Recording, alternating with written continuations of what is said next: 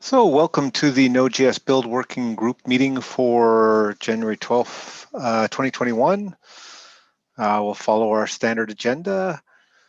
I guess before we get started, does anybody have any announcements they'd like to share?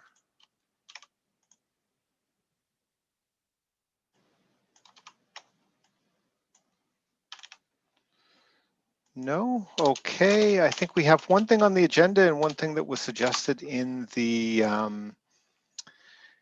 issue. So maybe we'll start with the first one, which is the Apple Silicon builds 2474. I think Ash, you probably lead that conversation. Yeah, so that one, let's try to think off the top of my head.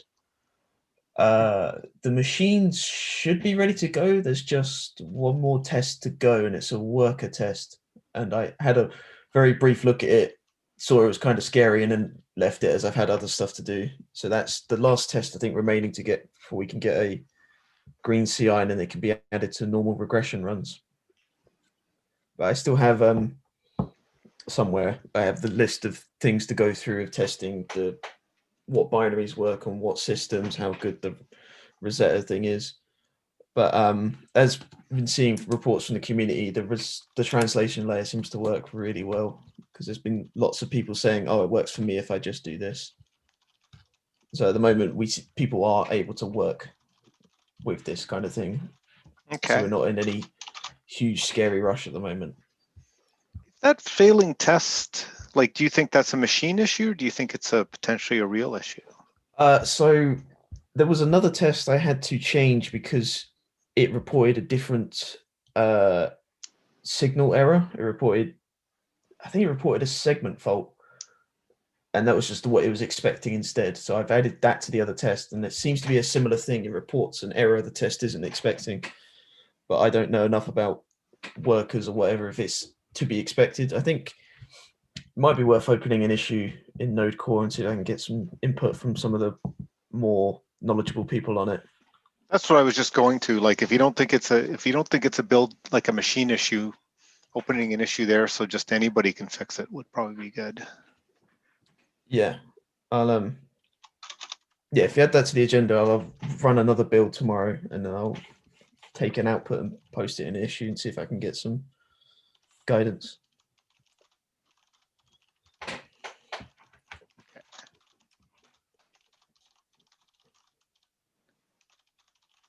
Sounds good. Anything more on that one that you think we should discuss this week? Uh, no, I think just now it's the new year. I should start getting some more time into it as it is coming up. I think we targeted around 16, so start being a bit more of a focus rather than it's still not a priority focus. Just take it off the back burner and maybe move it to the middle back burner in terms of Right. priority.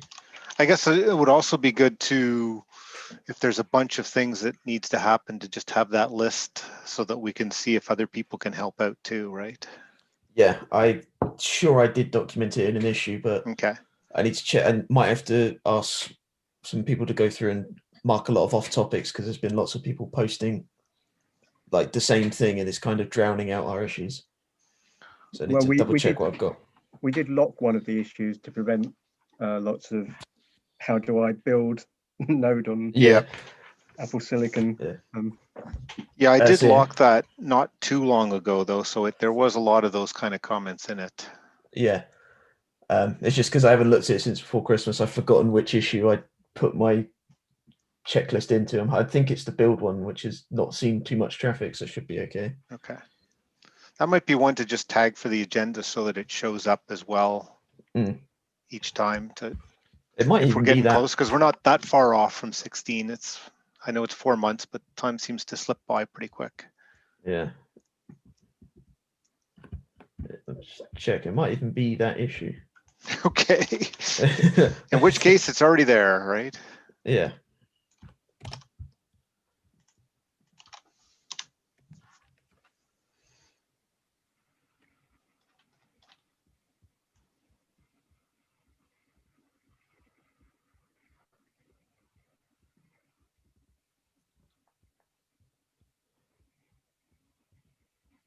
Uh,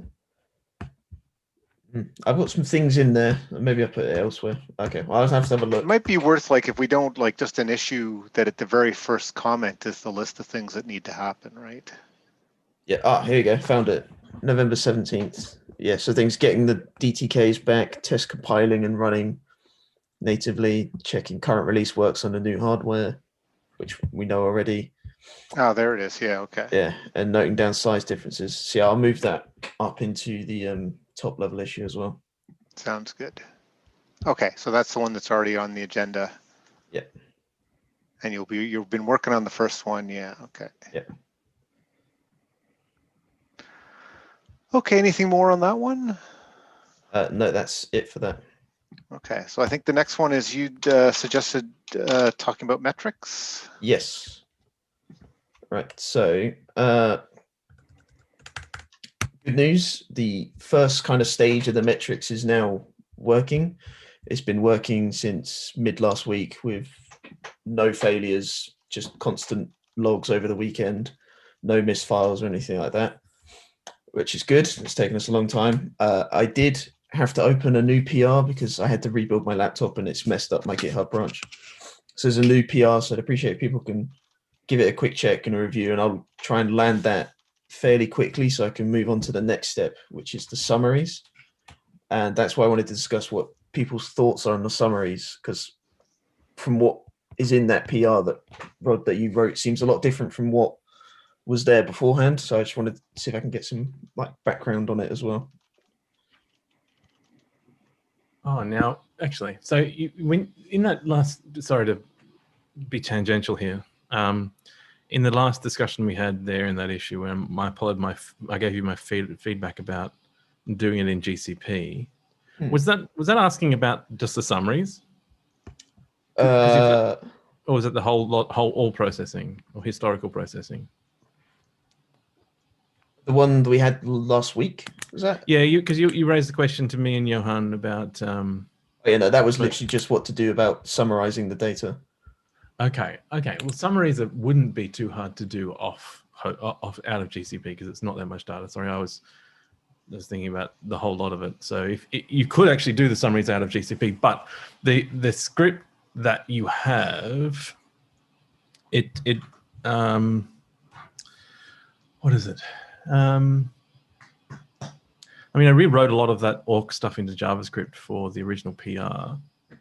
I can't remember if that included the summaries as well, but I assume. Yeah, so if the summary JS, what it does, it takes the cleaned file and then literally prints out a list of saying how many downloads there were, which OS was downloaded how many times, and which version in like kind of a. So that if I can do it outside of GCP, that's really easy because I could just run a cron job that says stream all the data from yesterday into this output and stick the output somewhere, and then we just upload that output elsewhere.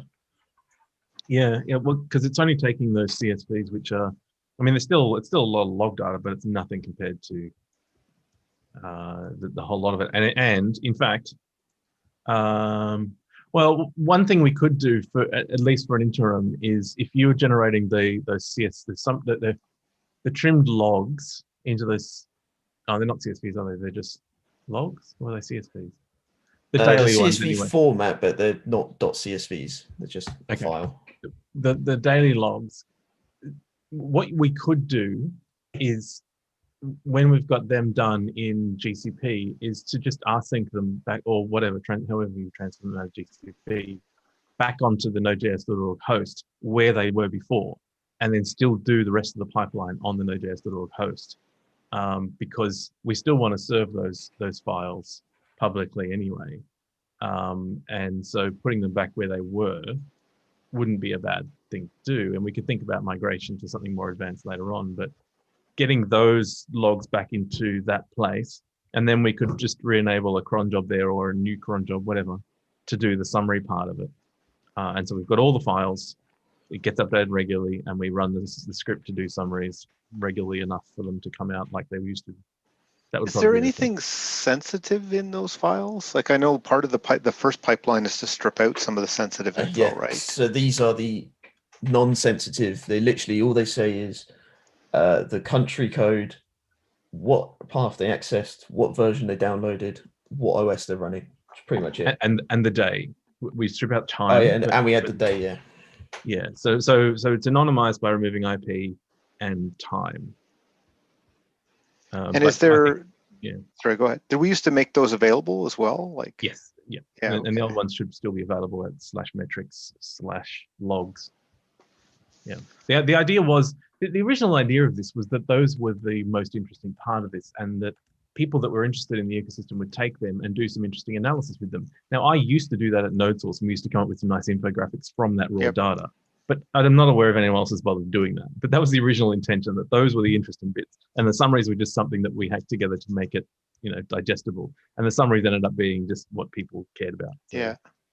I just was wondering, like, is there any reason we didn't just put them into a GitHub repo or something? Is that a size maybe?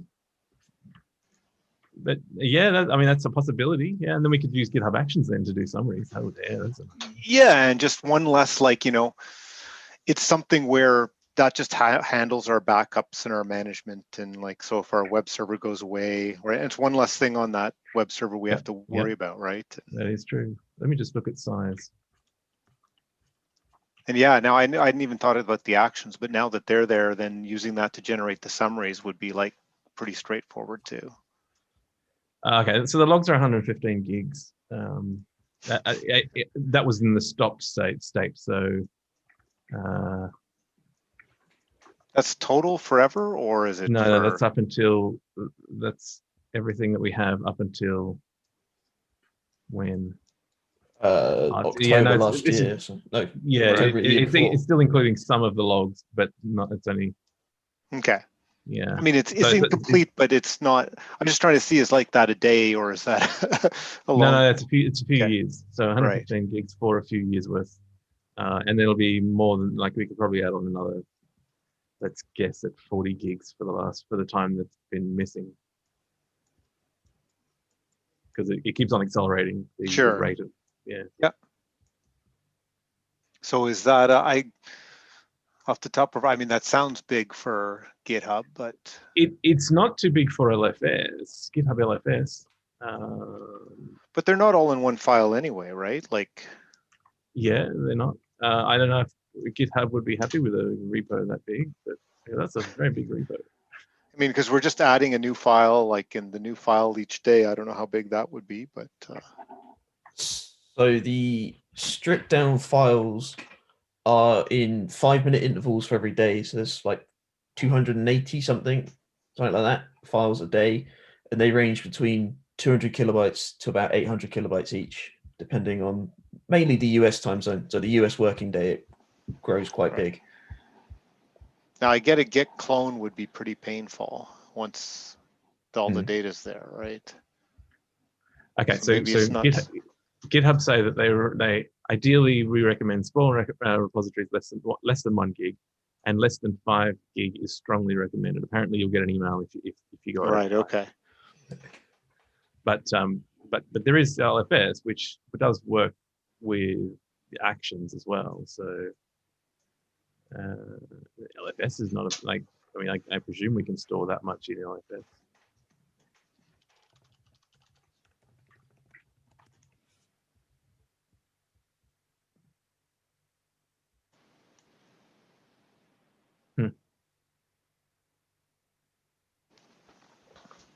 Interesting thought, Michael. Yeah, I'm just, it's infrastructure. If we don't have to manage something, easy, people know how to get at easily and stuff. But yeah, and it opens up administration to a lot of people. It's like doing the snaps in GitHub Actions has been really nice to just offload that responsibility and make it public. So scripting this stuff in Actions and letting people modify it if they don't like it. Yeah, it's nice. So I like, so if LFS is meant for bigger repos, or is it meant for just some large files, but still not quite that large? It's adding files on, like, large files onto the side of your repo, I think. Okay. Is really the main use case. Right, large samples, video data sets.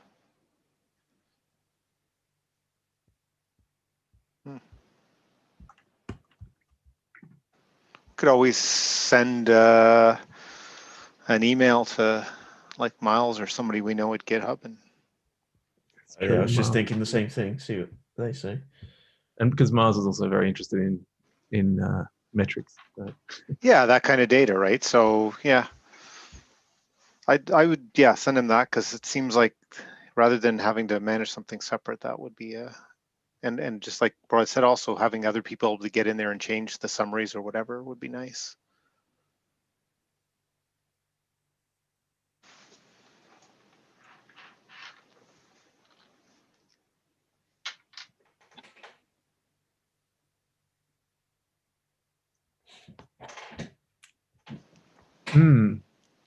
Might be worth experimenting with the existing files.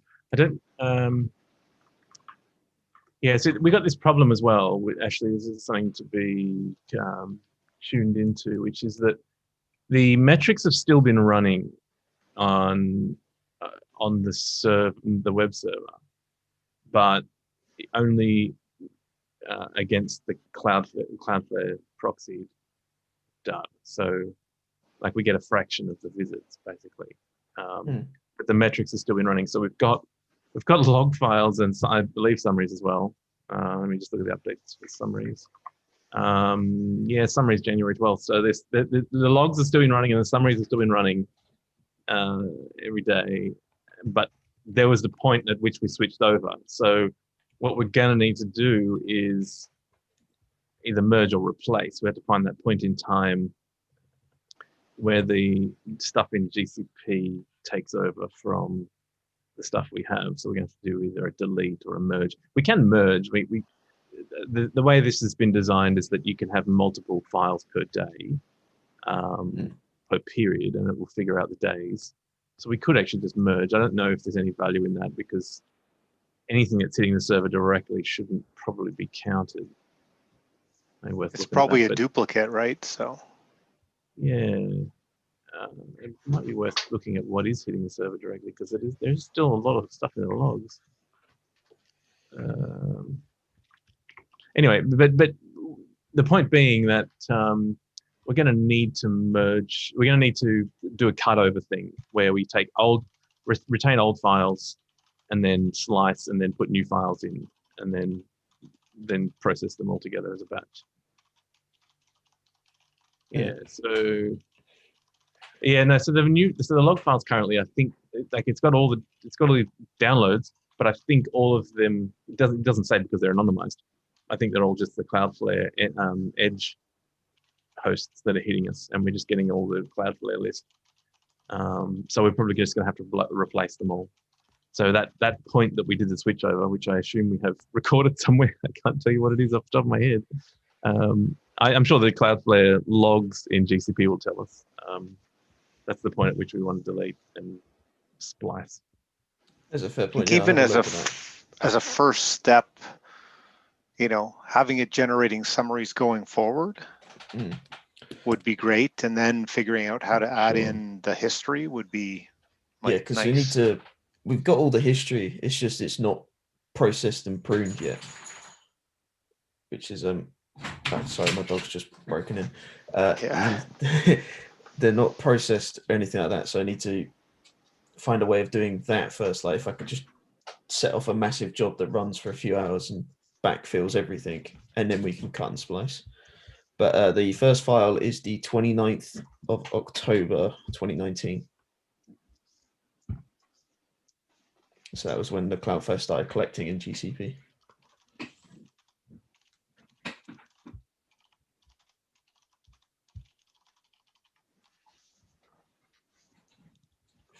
It started at midnight as well. That's nice.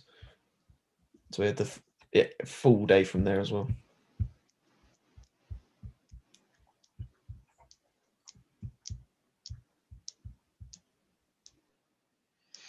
I guess the other thing too, Rod, to think, I'm wondering is like, okay, we can try and see if Git will work. GitHub works. If that doesn't work, is this an opportunity to split it off from the main website? Or does that not make any sense? Like we've just talked over the years. Absolutely, it is. Yes, that's the ideal. I'm just thinking that it's taken a year now at least. No, to I know, deal with yeah. this. Just so I'm looking for shortcuts really Sure, at this point, yeah.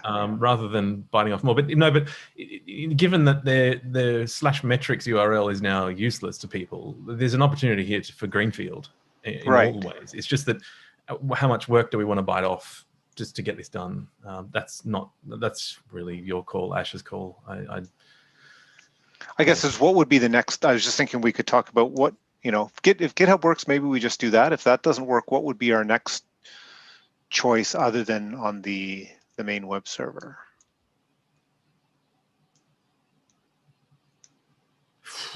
I mean, I would be interested in exploring what we could do in GCP, keep it native in there. Can we host something in GCP and just serve it directly from there? Like we've got that resource now. We've got a commitment from Google. Maybe we make the most of that, and they do file storage, and we're already using their APIs. That's worth exploring, no? Right. That's maybe Ash has feedback on that, though. I don't know. That sounds like it's been painful to deal with. The pain part is mainly just because processing data in Node is not as easy as I was hoping it would be. We face some, I think it's the streams issue we face, but hosting a web page should be fine. Like we have the data. Node is definitely good for writing web pages and web servers. So, well, I mean, this is an opportunity. Metrics.node.js.org is, we just spin up a separate thing, or we proxy it. Like we can do that as well. We can have /metrics go to a different host, and that gets covered up by a proxy on either through Cloudflare directly or through our web server that does a proxy pass. So those things are all open. Yeah, I like the metrics thought, because then that we could change what's behind that too, right?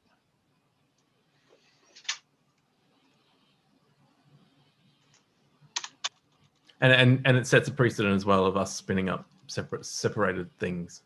Because I really would love to see a day when downloads are a separate host name, like download.nodejs.org.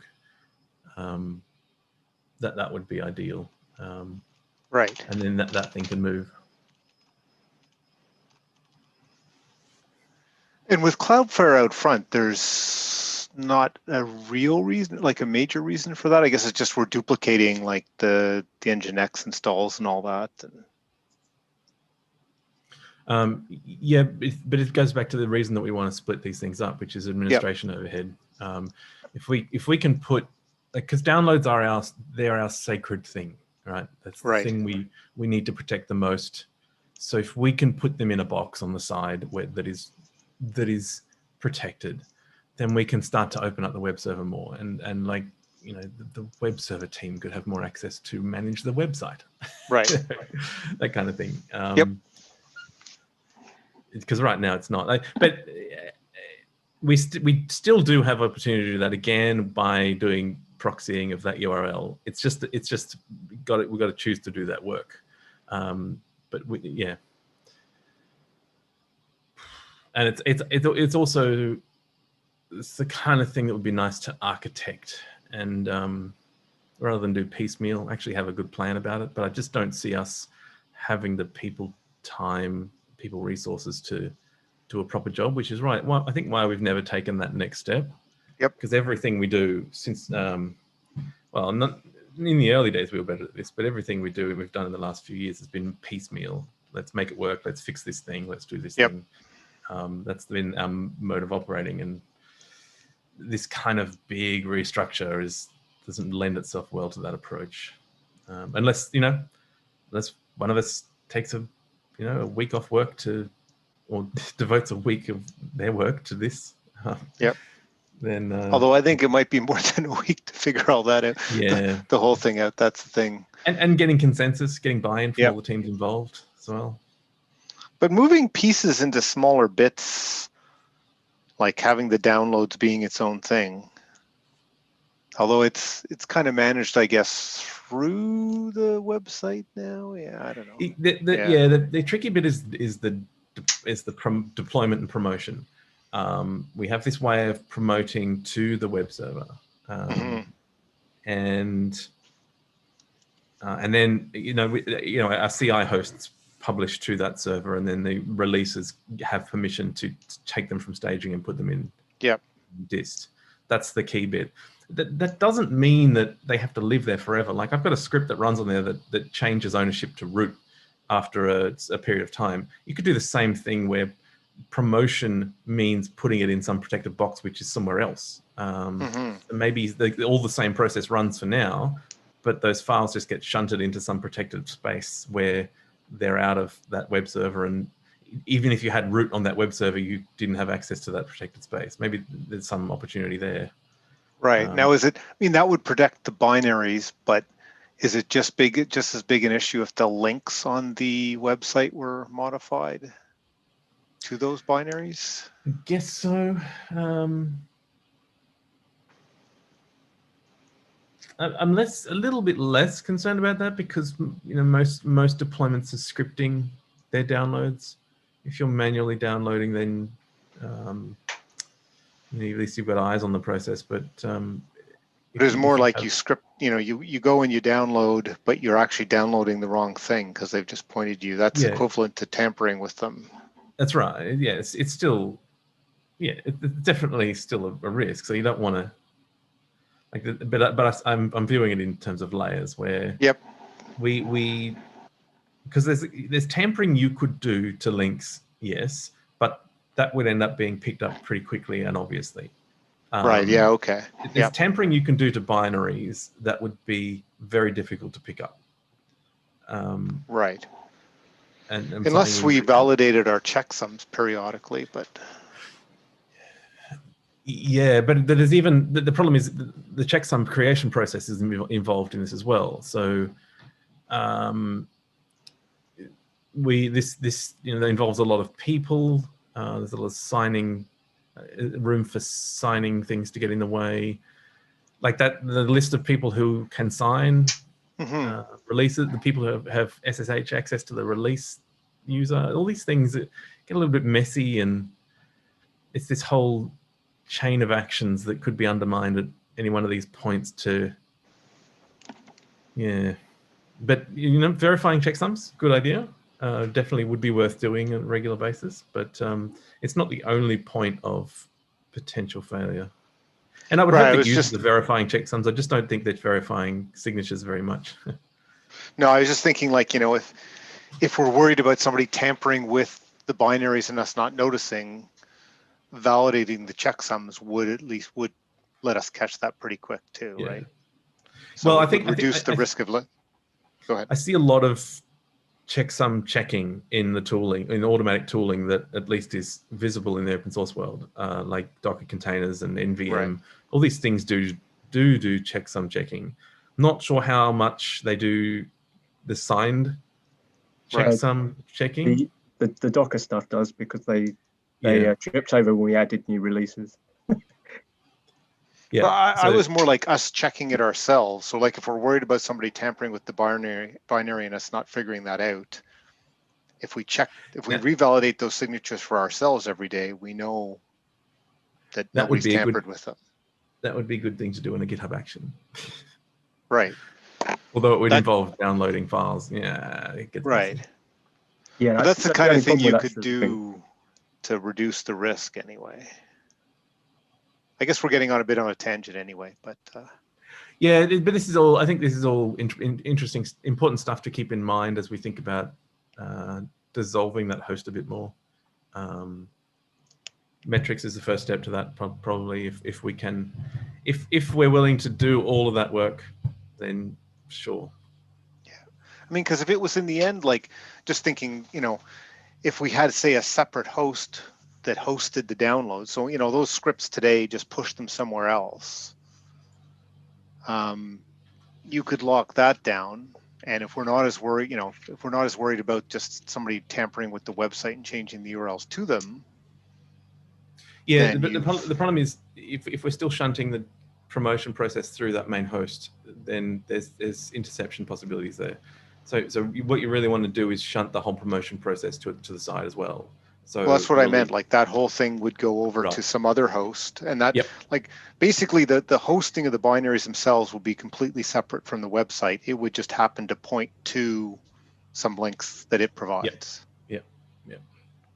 We could do that, and I think we could do that in a way that was transparent to users too. So, like because we could use Nginx proxy pass to make our web server still host them, or even just NFS mount if it's in the same data center, and still serve Right. them that way.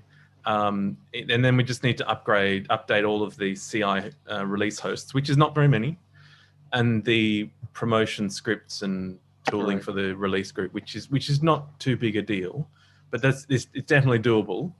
I was even And- thinking like the downloads.nodejs.org thing. So it's okay, it's a separate thing, and then the links on the website are just shortcuts to there. Yeah, but you still need to have the /dist and /download work, or we have to test Right. the ability to do the 304s from there, because we had this problem when we first switched to /download, so that we could have release and nightly and other things.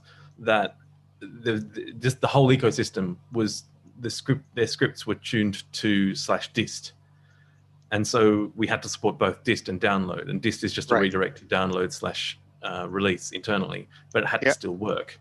Yep. And if we introduced download.nodejs.org, we had the same problem of everyone's scripts point to this place, and Right. either we have to make sure their redirects are working, which a lot of them are not, because curl requires a flag to do redirects.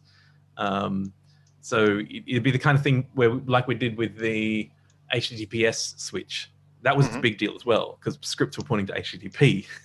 Yep. So when we went to HTTPS, we had to do it over a period of time. We supported both, and then we had a couple of weekends where we tested turning off HTTP entirely and redirecting that, and then we built up to it, breaking people's stuff Yeah. slowly and then breaking it hard. So you can't just do it one off. And the flip side is then we've got more machines that need to be backed up, and yeah. yeah. And unless like, let's explore LFS, because maybe Yep. LFS is a solution to even backing up our binaries. Right. Because that really, it's just like, that's really an easy backup. It's just size is the problem. Right. So we need to store all those binaries, and then they don't get updated that regularly, and they're really simple. Yep. We just need someone that is willing to pay for the storage of these objects in the long term, and then we'd be happy. It doesn't matter what host we have them on. If we have them in a second place, all good. Yep. So I guess, Ash, you started with the question on the summaries. Has that been answered? Yeah, that's made my life very much easier. Okay. It was kind of what I was hoping. But yeah, So it's kind of like for it. look at GitHub as a possibility, and if that doesn't work, then I guess GCP is kind of our second option. Yeah, or I can.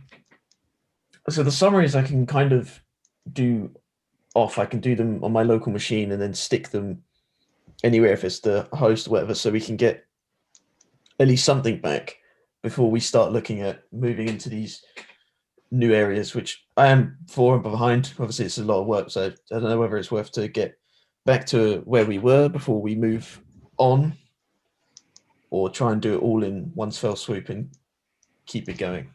I guess it really comes down to how hard, like the GitHub one, I think would be pretty straightforward, wouldn't it? It would be push the summary file once it's generated into a GitHub repo, and then an action runs to generate a summary somewhere. So that one, I'm guessing, wouldn't be a huge amount of work. If we actually have to like spin up a new web server or something, that's a different thing. And then, like, I guess, and in GCP, I'm not sure like how hard that will be. If there's somewhere where it's just push the file here and then run something. It's not so much pushing them, it's the generating the summaries. But I can't. I need to. I think if I tweak the summary script so that at least get it working, so that I can just run the entire day through it and it gives me an output after 10 minutes or whatever. I think that'd be the first step, and then try and see if I can stick it in GCP, or if it. Yeah, we'll need to run that there somewhere. Yeah. Anyway, so you're right, getting that part working Because I assume GitHub Action we can run Node, can we? Yes. And I guess I'm assuming the GCP same. So yeah, if we have a We Node run some script, we'll internal do it. stuff on GitHub Actions. That's Node. Okay. So yeah, that's fine. Just generating the one summary for the day should be fine, and then from that we can extract all the data. Because we don't need if we have those edited raw in quote marks, we don't need intervals of the summaries. We just need a summary for that day. Because if other people want more drill down data, they can go and get it. That's the key thing. From the other files, yeah. Yeah. In that sense, do we still need to? Maybe we still need to host them and provide them. Well, that's why I was like in GitHub. We, if we just stick them in GitHub, anybody can get them, right? Yeah. It'll be a very confusing file system if we kept saying that they're all stored in folders by day anyway. So. Right. It would be, Yeah. like I guess it's how the large file system lets you get, say, a portion of it or get it as you access it or something. But yeah, it's definitely worth having a chat with Miles and see what the GitHub team say. Yeah. So I'm just looking into it now, asking Michael Rogers because he uses LFS a bit. You have to pay for it, LFS storage with GitHub, and so you buy these data packs where, what is it? One data pack. I think I can't actually read what this pricing says, but it's like 600 gigabytes a year. But so there's a price involved. So that would be the conversation to have with Miles is, can we get some freebies for LFS storage of logs and possibly of binaries, but logs being the first thing, and see what he reckons. Yeah, it says $5 a month. Well, anyway, who knows how accurate, if this is up to date, but I found something, $5 a month, 50 gig bandwidth, 50 gig Git LFS storage in each data pack. So sounds like we would need it by the size, we need like 200 gig. It's definitely not the cheapest way to store objects in the cloud. It'd probably be cheaper to store them in Amazon, but does Amazon come along with backups and everything else? Yeah, S3 is really good, but we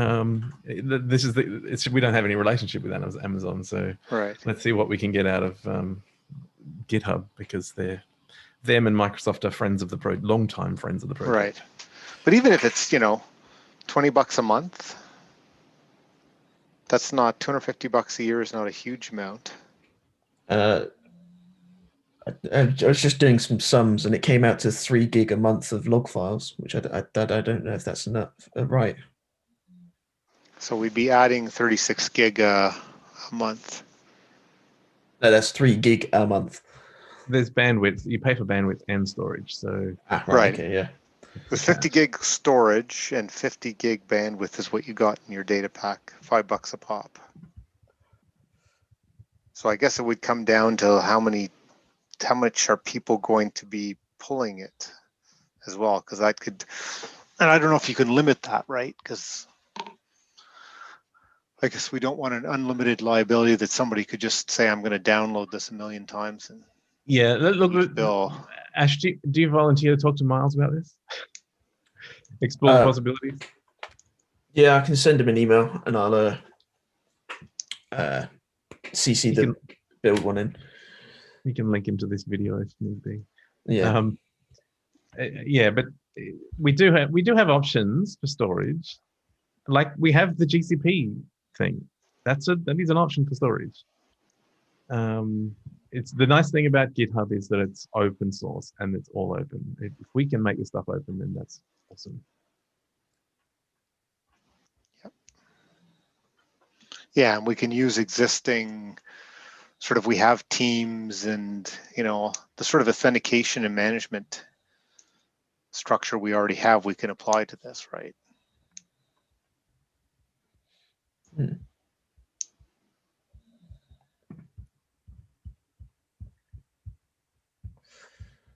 Okay, so I think that was the GitHub first, then possibly explore what GCP would offer, because that would at least cut down on bandwidth too in terms of transfer. Mm.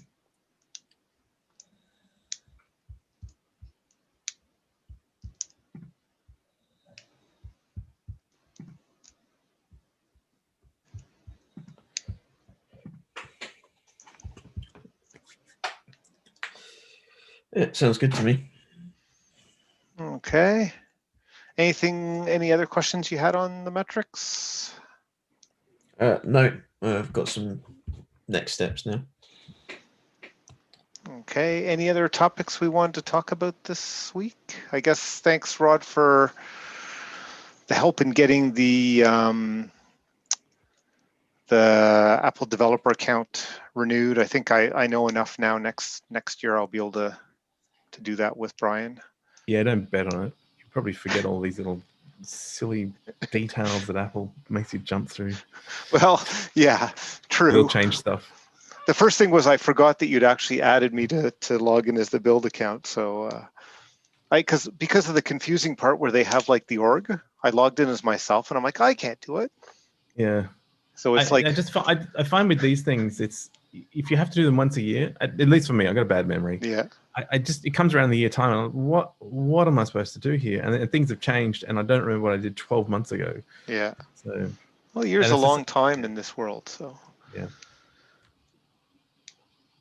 Anyway, yeah. Hopefully that's and Brian hopefully has an email trail there too, and that can help. Yeah, exactly. I think it's pretty simple as long as we know we can log in as the user. He's set up so that he can log in, and I think should be easier next year. That was the only other thing I sort of remember that we needed to take care of sort of more urgently than other things. But.